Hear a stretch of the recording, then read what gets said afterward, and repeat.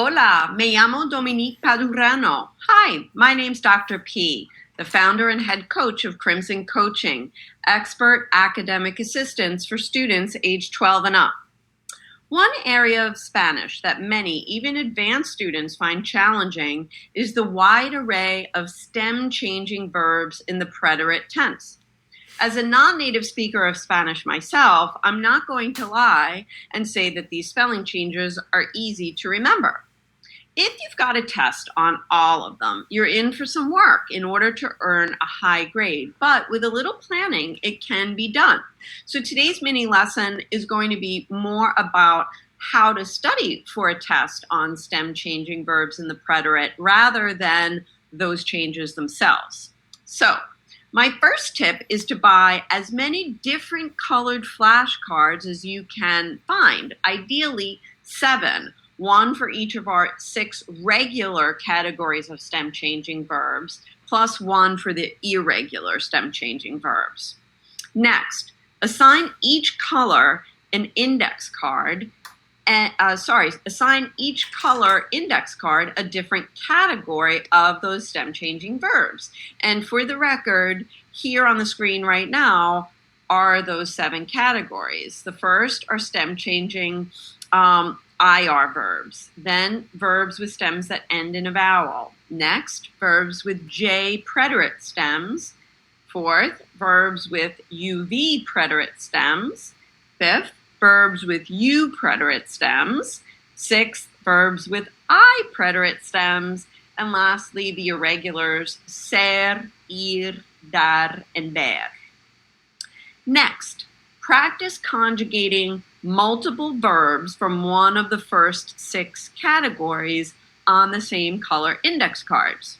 So let's say you've assigned stem-changing IR verbs the color yellow. On the front side of every yellow card, write the infinitives sentir, dormir, pedir, reír, sonreír, conseguir, morir, vestirse, servir, and as many others as you can possibly find.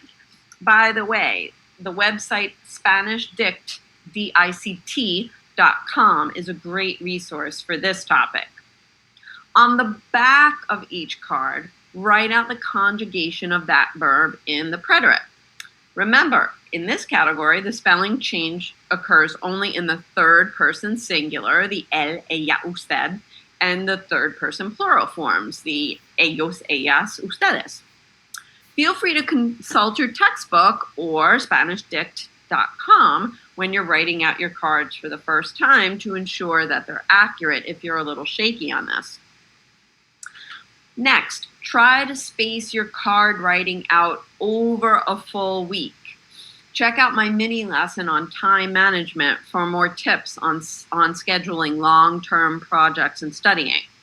So, for example, do Category 1 verbs on Monday, Category 2 verbs on Tuesday, Category 3 verbs on Wednesday, and so forth, so that your brain bunches together all the verbs of a single category.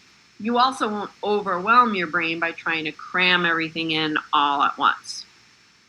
Look over the cards of the prior night's writing. So on Tuesday night, before you start writing out new cards, just glance at the ones you created on Monday night, so that by the end of the week, you will have reviewed Category 1 6 times, Category 2 5 times, and so on and so forth.